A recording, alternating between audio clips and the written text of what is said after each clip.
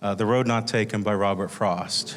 And as I read this poem, I want us to imagine as we're walking along and coming up to this fork in the road, imagine in our mind's eye what's happening, walking through the poem and seeing if there's anything that stands out to your mind that maybe you hadn't thought of before. We know the famous parts, the beginning, two roads diverged, and then the ending, I took the road less traveled by. But in the middle is the key part of the poem that we often miss. The Road Not Taken by Robert Frost. Two roads diverged in a yellow wood. And sorry I could not travel both, and be one traveler, long I stood, and looked down one as far as I could to where it bent in the undergrowth. Then took the other, just as fair, and having perhaps the better claim, because it was grassy and wanted wear, though as for that, the passing there had worn them really about the same. And both that morning equally lay, in leaves no step had trodden black. Oh, I kept the first for another day, yet, knowing how way leads on to way, I doubted if I should ever come back. I shall be telling this with a sigh somewhere ages and ages hence. Two roads diverged in a wood, and I took the one less traveled by, and that has made all the difference. The road not taken is often understood to be about taking a path that is the less popular option, the path less traveled. In reality, the poem speaks about the speaker's perceptions about the paths, and indecision or regret about not taking the other path. What might have been? The two paths were nearly identical. The speaker could have chosen either one, but he chose the one that he perceived to be the one less traveled. And in doing so, that decision has had some influence on his life. It is not known what would have happened had the speaker chosen the other path, but reflection and speculation are all that the speaker has. A path has been chosen, and the consequences of that path are what has become his reality. We've probably shared this poem with maybe a graduating senior or someone who is experiencing a new life journey. Frost did not intend for this poem to be about choosing a path, but about the wonder of the possibilities the other path may have offered. We use it as a hopeful expression. Taking the road less traveled has become a benefit to the speaker, but as the title suggests, the road not taken preoccupies his mind. Frost wrote the poem after spending some time with fellow writer Edward Thomas in England in the mid-1910s, 1912 to 1915. He and his friend, Thomas, often took many walks together, and one day they came across a path that split in two. Thomas, indecisive about which path to take, reflected back after they had chosen one and lamented that perhaps they should have taken the other one. Upon returning to America, Frost wrote the poem, and today is one of the most beloved, yet somewhat misunderstood poems in American literature. Today we're going to be examining the power of story and how it's significant in how we remember. Literature, at its heart, is a social science. And studying literature and linguistics, the development of language, falls under the umbrella of sociology, which is the study of people within a culture and how they interact with each other and with their society at large. And part of sociology is understanding cultural symbols. Each culture attaches meaning and significance to physical things or ideas. We value what we value because they're important to us and those we consider to be like us. We each have our own circles of society that we identify with. In 1976, a book was published by Richard Dawkins called The Selfish Gene. In this book, he attempted to explain the way cultural information is transferred from person to person. This information he called memes. And much like genes, memes spread the same way. Copies of original information are duplicated and shared to others. In the 1990s, memetics, the study of sharing cultural information, was born. And when we think of memes, we usually consider a picture or an image, usually on social media, that has a funny caption, maybe multiple options for captions. It could be a joke, a catchphrase, a slang term, an image, or even just an idea. For example, we in the Christian community, we have memes. The cross is a meme. It is information that is shared among us that we understand what the meaning of that is. The symbols we have here, the bread and the wine today, are memes. It's bits of information that we share, and we have a culturally accepted idea of what this means. In the 90s, when I was growing up, we had WWJD. If you remember those bracelets that were passing around, and it was popular. What would Jesus do was the phrase. We had little rubber bracelets stamped with WWJD, and it was a reminder to live the way that Jesus lived, treat the people the way he did. Another one may be slang terms that we use that have the same meaning but are different for each generation. Things like, and these are all synonyms, neat, groovy, bad, cool, hot, nice, lit, fire, gas. These all mean good things, but each generation and each culture and subculture has its own meaning for it.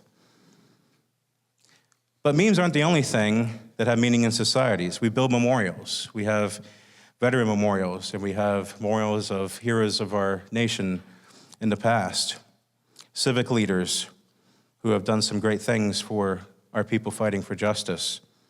And there are other types of memorials, traditions, for example. Autumn is my favorite season, partly because of the weather, partly because baseball. I'm just glad the Yankees lost. Football is in full swing, basketball starting up, hockey's going. But we also have cultural milestones. We have celebrations that we enjoy. In America, we have Thanksgiving. We just passed Halloween. We have Christmas coming up. And in the Christian world, we also have Christmas and Thanksgiving, a time to give thanks to God. We also have some other lesser known that just happened over this past weekend, things like Reformation Day, which is Halloween. If you don't know, October 31st, 1517 is the day that Martin Luther nailed his 95 Theses on a door at the Wittenberg Church in protest against the Catholic faith and their abuse of indulgences. And he did that because November 1st, All Saints' Day, is a time to honor those that have died in the faith that were saints. So the saints of the faith that maybe have been martyred and have passed away. And November 2nd, yesterday, is All Souls' Day, a day to remember everybody in the faith who has passed away, not just the saints, but regular folk like us. It's a memorial, a time to remember. The Jewish faith also has its autumn celebrations. Rosh Hashanah, the Jewish New Year, kicks off 10 days of awe, a time of reflection and repentance, which leads into Yom Kippur, the Day of Atonement. A week or so after that is Sukkot, or you probably read it as the Feast of Tabernacles or the Feast of Booths. It's a harvest festival that celebrates the autumnal harvest, but also commemorates the faithfulness of God during a period of desert wandering following the Exodus from Egypt. Traditions are important to us. What has happened in the past impacts how we live today. So the stories that we tell bear significance in our lives, and how we remember those things matters to our faith as we look to the future. So before we look at our text today, and we're going to be looking at 1 Kings chapter 18. So if you have your Bible, you can pull that out. If you have a Bible app on your phone, pull that out. I'm not going to have it on the screen because I want this to be an oral activity, a listening activity. In the ancient cultures, we had a lot of oral tradition, which means they pass stories on by listening. So you have these fantastic tales because they're memorable. We have these great things that people have done in the past because they're easy to remember that way. We've got some background to examine in the book of Kings, where it sits in the Bible. Book of 1st and 2nd Kings is actually one scroll divided into two parts. And it follows the line of successive kings from David's decline and eventual death through Solomon's reign with the United Kingdom and to the divided kingdoms of Israel, the 10 northern tribes. They broke off from the southern two tribes, Judah. And the 10 northern tribes eventually had a capital of Samaria. Yes, the same Samaria that in the Gospels we see Jesus talking about being kind to the Samaritans and going and being with the woman at the well and the Good Samaritan parable and all those things. They're the same people. It's not just that they were considered to be mixed breed, but they had broken off from the kingdom of the southern kingdom of Jerusalem and kind of turned their back on God. So there's a lot of long-seated resentment there. The two southern kingdoms combined and became Judah, and their capital stayed as Jerusalem. The book of Kings concludes with the sacking of Jerusalem and the Judahites' captivity in the hands of the Babylonians. Now, throughout the book of Kings, there are 20 kings listed in each kingdom. The southern kingdom had 8 good kings and 12 that were not so good. They were bad kings. They made poor decisions. They turned away from God and worshiped idols and other things. The northern kingdom had 0 good kings. Every king in the northern kingdom followed their own way, followed their own path. They worshiped other gods. They instituted idolatry and other things. So 0 for 20. That's not a good track record. So it stands to reason that Israel, the northern kingdoms, would be conquered first, and they were. About 130 years or so before Jerusalem fell, Samaria and the Israelites were taken captive by the Assyrians and dispersed across a large area. And it also stands to reason that Israel would be a cautionary tale for Judah and the Judahites and would have turned and followed God more closely after the northern kingdoms had fallen.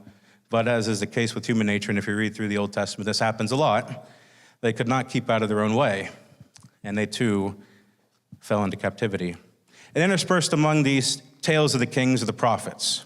This is the introduction to the prophets. They spoke against bad things that were happening among the people of God, speaking mostly against leadership, poor leadership, and how they were opposing God's rule to set up their own rule and behave according to their own preferences while ignoring the laws that were in place or forgetting the laws and locking them up somewhere in the temple to be hidden, that were there to protect the people and honor God. And so this is where Elijah comes onto the scene with a prophetic word from God that there's going to be no more rain. There's going to be a famine. Ahab is king. He's a bad king, and he has instituted Baal worship, a practice that appears earlier in the Bible, but it was not law until Ahab became king. His wife, Jezebel, brought it with her from her Canaanite roots. They have sought and chased out the prophets and worshipers of Yahweh and established altars to various other gods, including Baal and his companion Asherah. Most of these were placed on top of mountains to be visible from a long distance. Maybe see smoke billowing up from the top of the mountain. But also because it was believed that the mountaintop provided better reception to get the God's attention. So Elijah comes with a word that the rain will stop, which is significant because Baal, who had become the primary god under Ahab, is the god of rain, storms, and fertility. God is about to prove that he is the one true God. And the following 3 episodes in chapter 17 follow a theme. God is the one true God, not Baal. Neither is the king the one in power. It was believed in ancient times that the leader of a tribe of people was responsible for all things related to the production of crops. Rain, fertile land, a bountiful harvest, health were all tied to the ability of the king to provide. Ahab is king, yet he is not able to provide rain. In the first episode, where Elijah is sitting by a drying up stream and being fed by ravens. Ahab is not able to provide crops, yet God provides for the widow, her son, and Elijah by replenishing oil and meal in jars every day. Ahab is not able to secure health, yet God raises the widow's son from his deathbed through Elijah laying over top of him. The writer is establishing that God is God, that our kingly leaders fail to measure up to godlike status they sometimes aspire to. Ahab is reduced to a mortal, which he is, and Baal will soon be discredited as a god. So here we are several years into the famine, chapter 18, and God tells Elijah to tell Ahab that the famine is going to end. Rain is coming, and Elijah is on his way to meet Ahab when he runs into Obadiah. Not the same Obadiah that's the prophet, this is a different Obadiah. He's an official of the king, kind of like a sidekick. And Elijah wants Obadiah to relay a message to Ahab that he wants to talk with him. And Obadiah questions Elijah, telling him that Ahab and Jezebel has been looking for him. They've been chasing out all the prophets of Yahweh, killing them and banishing them from the country, and Elijah's next. But Obadiah does agree to get Ahab, and that's where we pick up this story. So Obadiah has just met with Elijah, and he's going to meet Ahab, and he's gone to Ahab, and this is where we find in verse 16 of chapter 18. And as I read this, picture yourself in this position.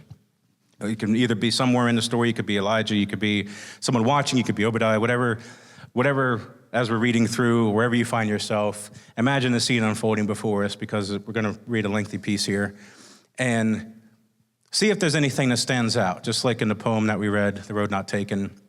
Is there something in the middle that changes the meaning for the story for us, or at least expounds upon it and makes it more impactful to us?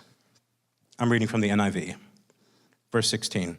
So Obadiah went to meet Ahab and told him, and Ahab went to meet Elijah. And when he saw Elijah, he said to him, "Is that you troubler of Israel?" "I have not made trouble for Israel," Elijah replied, "but you and your father's family have.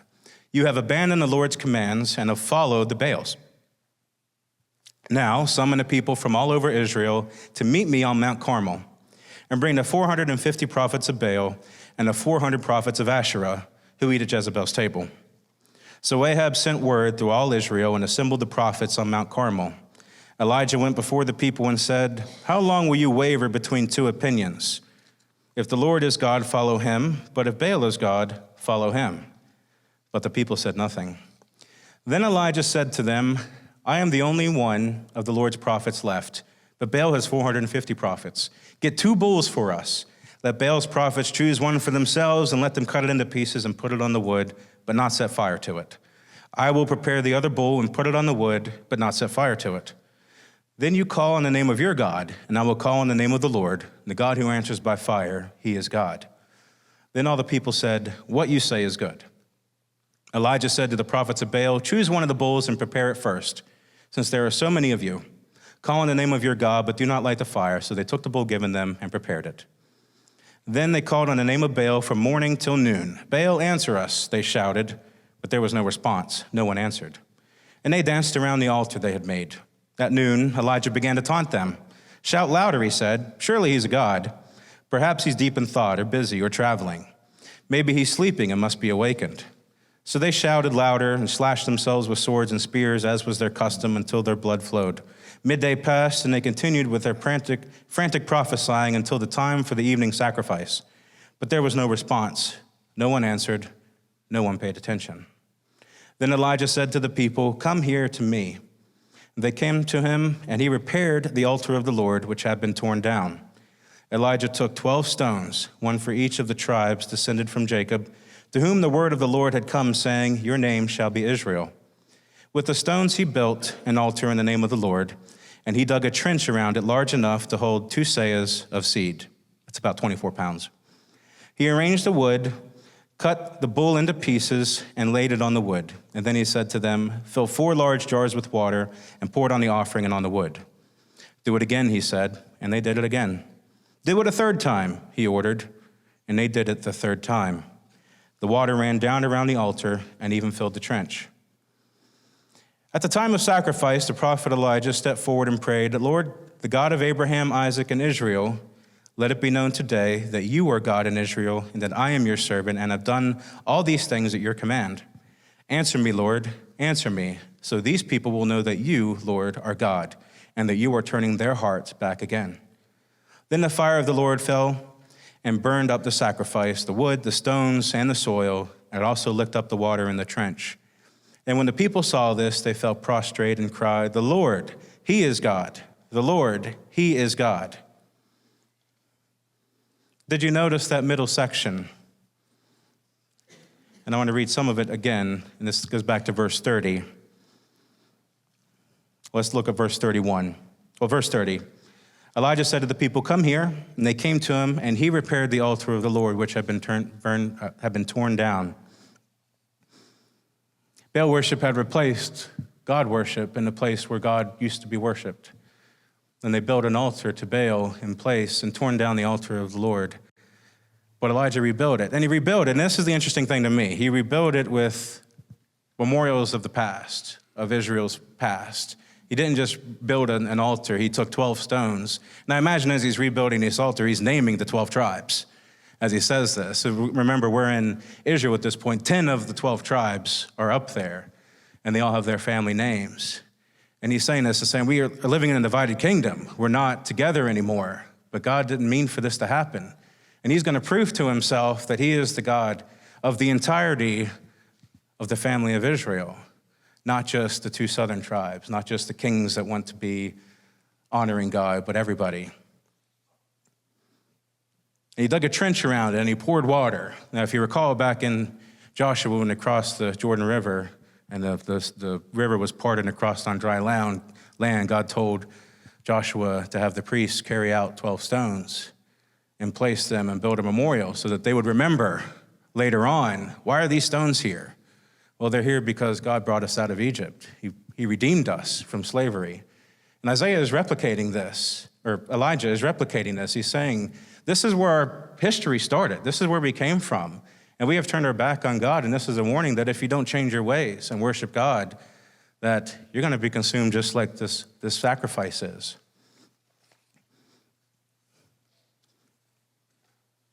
Yes, the story displays the awesome power of God. And yes, it discredits both Baal and Jezebel and Ahab.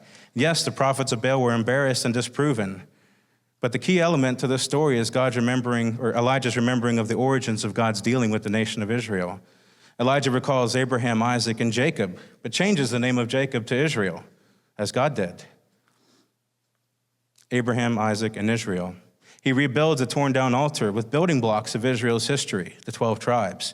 And he calls on God to remember the promise to the tribes to be their God. The story Elijah recalls is one that has been forgotten in Israel at this time. And as the years have crawled on, the nation of Israel split in the northern and southern kingdoms, and each king in Israel has crept farther away from worshiping God. Elijah refocuses on what's going on around him back to when the people were united and struggling as a fledgling nation. The choices that have been made by the leadership of Israel have led them to dire straits. And Elijah reminds them who they are and who God is. And of course, God's answer is all in power. Remember, ancient cultures shared stories orally. Imagine sitting around a fire at night as an elder of the community is sharing this story, perhaps in the exile in Babylon. They're telling the stories of old, times of the judges, the good years with David and Solomon in the United Kingdom, the lean years with other kings that weren't as good. And Elijah enters the scene, and bam, God does this incredible thing. It shows the power of God and his glory as the one true God. But there is one more element to this story that's significant, and it's the setting of Mount Carmel. I mentioned earlier that the ancient cultures used to set up altars and areas of worship on the top of mountains. And there was an altar to the Lord that had been torn down and now had been replaced by an altar to Baal. The altar to Baal was useless, didn't do anything. It was just a limp piece of meat sitting on an altar, it just sat there. But God ignited the sacrifice on his altar. And there's a poem in the Psalms that reflects this story. Maybe it's not intentional, but it kind of reflects this story. Not in content, but in theme. Psalm 121, and you can turn there if you like, is in a group of psalms called the Songs of Ascents. Now these psalms, Psalm 120 to Psalm 134, were recited or sung or chanted as folks journeyed to Jerusalem, usually during one of their 3 pilgrim festivals, the Passover, the Feast of Weeks, which is early summer, and the Feast of Booths, which was just a couple weeks ago in the middle of October. It glorifies God and his guardianship over his people and how he keeps watch and doesn't sleep. And I'd like to read this poem because it shows a dichotomy between what God is and what Baal was. Baal was a god of storms. He was often known to be asleep, and you had to go wake him up. If he wanted something, he was just kind of dozing around and not really paying attention to people. And it was common for him to wake him up. That's why Elijah taunted the prophets of Baal. Maybe you need to go wake him up. Maybe he's sleeping. Maybe he's busy. Maybe he's reading the newspaper. So there are parallels to the story of Elijah, and specifically the mountains and how God doesn't sleep and how much God is paying attention to his people and intervenes to help. So this is Psalm 121. I lift up my eyes to the mountains. Where does my help come from? My help comes from the Lord, the maker of heaven and earth. He will not let your foot slip. He who watches over you will not slumber. Indeed, he who watches over Israel will neither slumber nor sleep. The Lord watches over you. The Lord is your shade at your right hand. The sun will not harm you by day, nor the moon by night. The Lord will keep you from all harm. The Lord will watch over your life. The Lord will watch over your coming and going, both now and forevermore. Now, we don't know who authored this psalm. Many of the psalms, almost half, were written by David. But if this psalm was written before Elijah's time, I can imagine Elijah recalling this, and maybe reciting it as he's building this altar and challenging the prophets of Baal, reassuring himself that God is truly there to help and to provide the help that is needed for his people, that God will prove himself the one true God and discredit Baal. Our God is God who doesn't sleep. He doesn't slumber. He stands guard. Other translations use the word guard instead of watching over or something like that, and it's the word guard in those translations are used 8 times. There's only 8 verses in this psalm. But it's an active poem. It's a poem that talks about how God is actively watching and keeping guard and protecting, even when things around Israel were going south. God is his guardian. The stories remembered and shared proclaim the truth about God, but they must be told in order to be remembered. Now today, we're going to be celebrating the Lord's Supper, and partaking in that, and remembering and honoring. And it's one of the memorials that we have, and it's a story that we tell as the people of God and Christians. And Jesus instituted this tradition. He instituted another story to tell. It is information about Jesus that is shared among his followers. And Jesus used another story back to the beginnings of Israel as Moses is leading his people out of Egypt. He used the Passover, a ritual that had high impact levels on his disciples, as they were all Jews and they all celebrated the Passover, remembering the time when they were brought out of slavery. They did this every year, and Jesus did this with them. He took the story of Israel's redemption from Egyptian slavery and turned it into a story about the redemption of all people from the bondage of sin. This is my body broken for you, he said. This is my blood poured out for you. It's no longer a tale from a distant time and place, but one that was unfolding right before their eyes. Even if they couldn't understand it at the time, they understood the Passover story. And when they would get to the third cup of the Passover story, they would change the story from there on, because Jesus said, do this in remembrance of me, not in remembrance of the sacrificial lamb in Egypt. The third cup is called the cup of redemption. And Jesus told them to remember him as they partake in the cup of redemption. Tell the story about me. Stories matter, our choices matter. God is faithful. But we must remember that we must remember his faithfulness by sharing the rituals and memorials we hold dear, by telling the stories of God's faithful and recalling times when God has made the impossible happen. He's done it before and he can do it again.